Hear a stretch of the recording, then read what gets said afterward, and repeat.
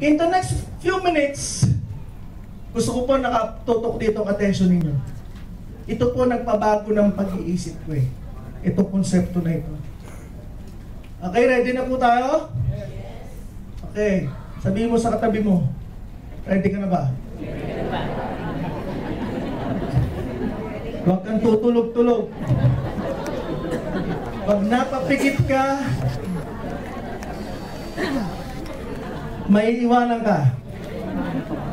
Sabihin mo sa kanya, tingin ka sa kanya.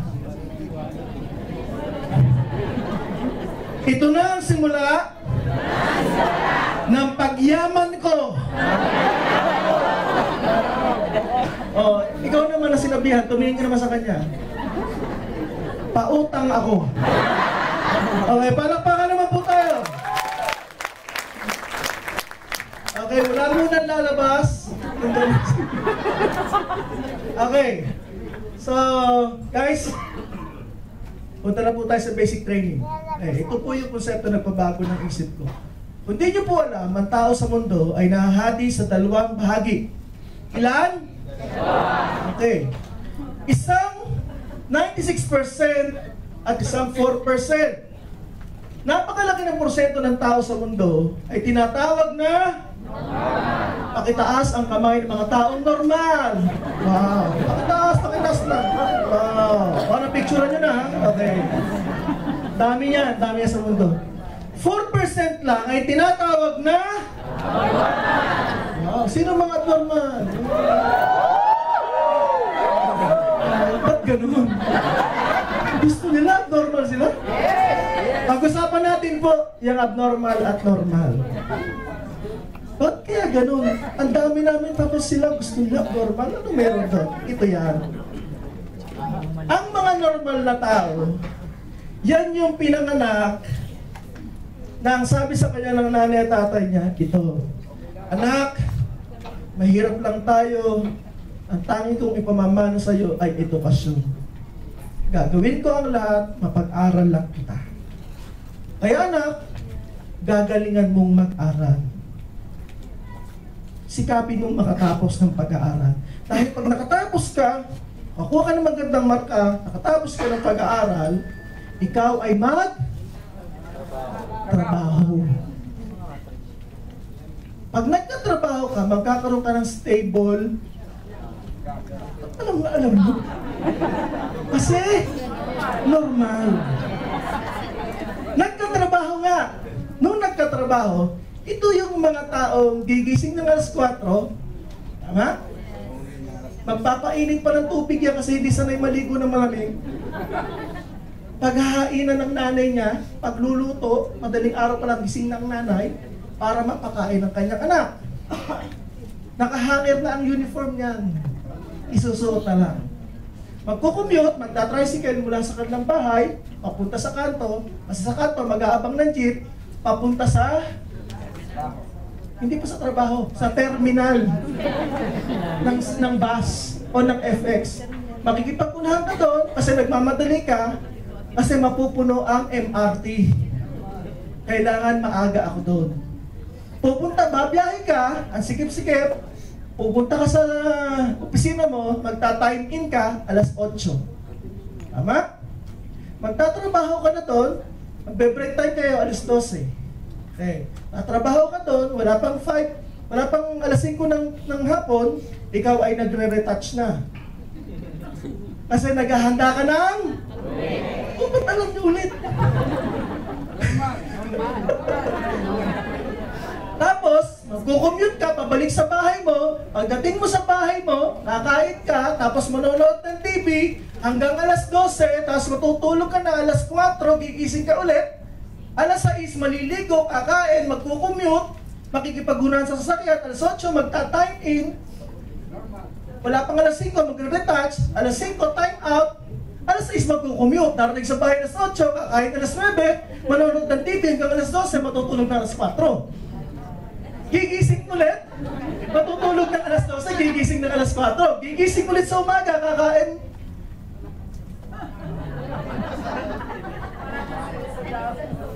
Magkukommute, papasok ulit sa trabaho. Day in and day out. Tama po? komportable actually ang buhay ng mga taong ito. Bakit po? Bakit komportable?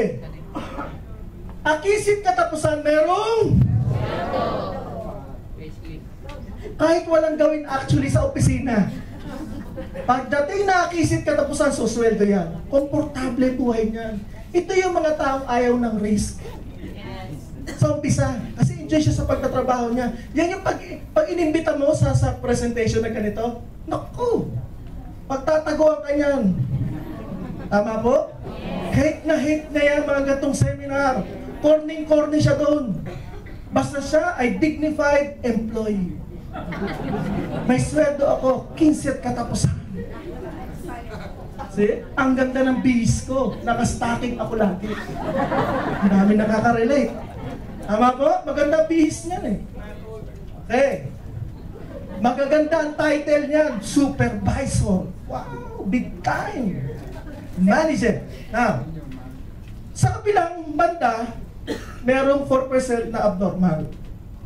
Itong 4% na abnormal, ito yung pinanganak na lahat yata ng klase ng problema nasa kanya na. Hanggang yung tipong, ang nanay at tatay niya mahirap, ang lolo at lola niya mahirap, ang mga tsuhin at tsahin niya mahirap. Yung kahirapan, pinamana sa kanya. Yan yung bata pa lang, ang dami ng pasanin sa buhay. Di ba may taong ganyan?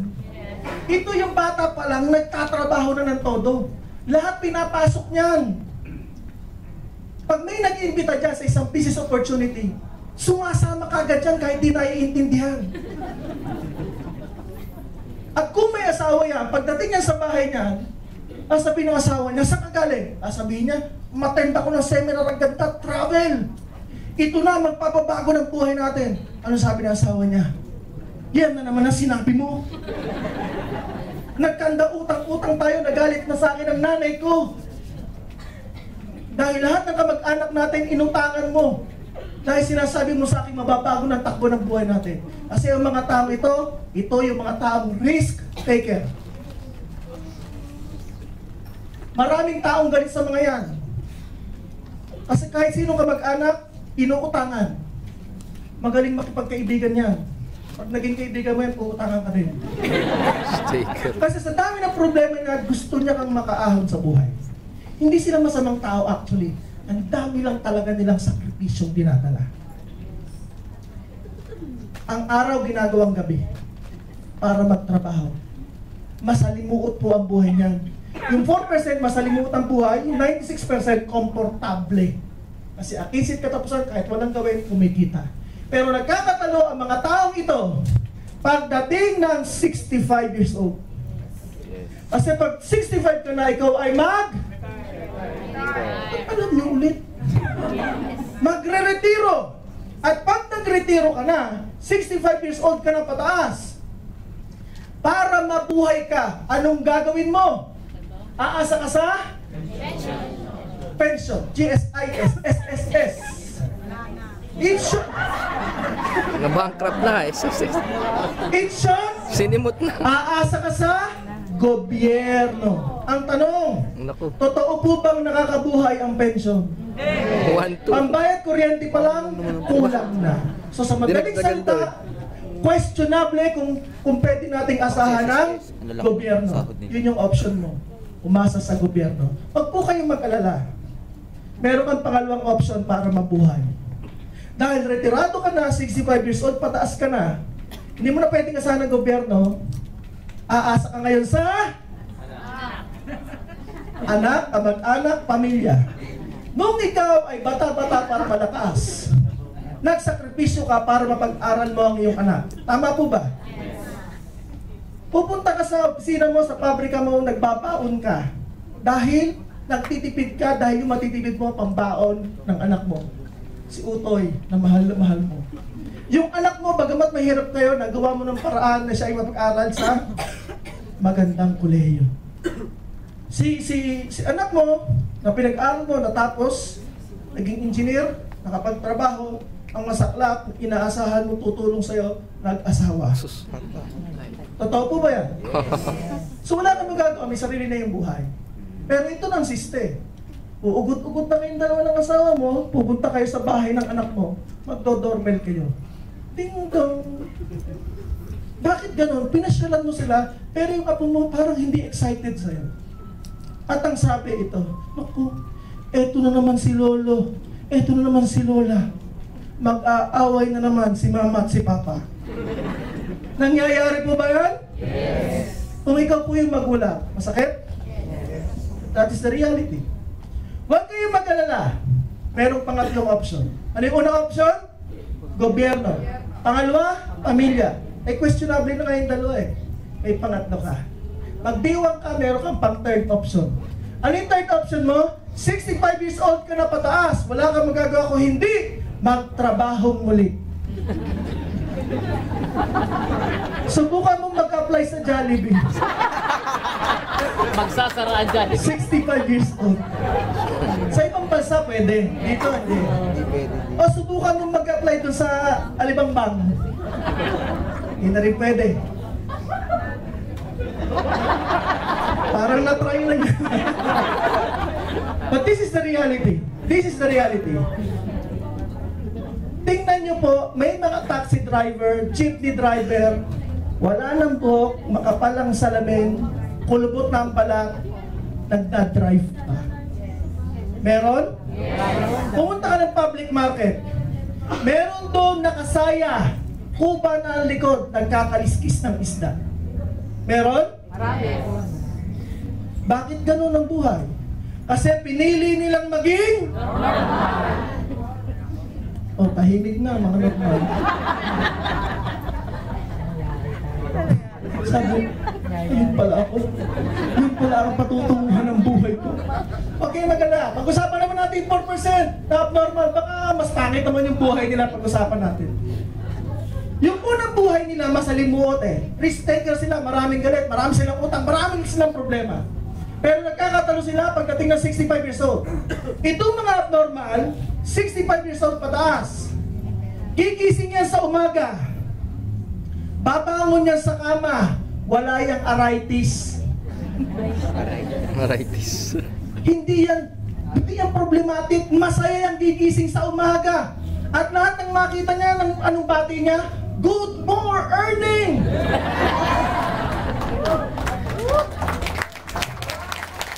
At bangon niya, naka-robe. Sosyal. Nahiligo. Tapos pupunta yan sa kanyang balkonahe. Sisimutin ang sariwang hangin. Wow. Wow. Ito pala yung pinaghirapan ko. Wow. Tatanawin niya yung kanyang ari-ariya. Wow. Salamat, Panginoon. Ito yung pinaghirapan ko nung bata pa. Wow. Titingin sa ilalim, may swimming pool. Wow. May nag-dive. Nakatupis. 65 years old. Asawa niya. Pero hindi mukhang 65. Dahil sa dami ng pera, lahat ng pampaganda, pampakinis, pampaputi, ininom ng lahat. Sobrang healthy. At sabi niya, wow! Ang laki ng swimming pool. Okay? This time, magugutom siya. Kukunin ang kanyang telepono, tatawagan niya ang kanyang chef. Listen to this. Hello, chef. Can you prepare me breakfast? A piece of bacon and a cup of espresso, please. Kasi mga mayayaman, konti lang kumain yan. Konti lang. Ang chef niya from London. Ihahain sa kanya, yun may tuwa niya pa dito. Ihahain sa kanya yun, the golden plate. Kukuha ng bacon, isang kagat, ayaw na. Sosyal. Kukunin ng kape, iinumin, isang higop lang, ayaw na. Sosyal. This time, kukunin ulit ang telepono dahil naalala niya ang kanyang mga apo. Pedro, yung kanyang driver. Anong malinis sa sakyan dyan? Doon tayo sa medyo low class. Malinis ba ang Fortuner? Yun ang pinaka-low class niya. Fortuner? Naku sir, madumi po. Madumi po. Bakit? ginamit po ni Inday Ang malengke. yung kasambahay natin. Nakipag-date sa gwardiya sa kabila. Imagine this. Amo na mayaman, pinahihiram na sasakyan ang kasambahay, hindi nagagalit. Bakit? Kasi alam niya paano mamuhay ang mahirap. Kaya siya, mahal na mahal ang kanyang kasambahay. Hindi mata pobre. Mayaman pero mabait. Ah, ganun ba? Madumi ba? O sige, yun na lang Jaguar. Naku, madumi din po sir. Bakit? Ginamit ni ma'am kagabi ng ballroom. Okay. Sige. So wala nang malinis dyan. Sa baba, wala na po sir. Yun na lang pong helicopter sa taas. Okay.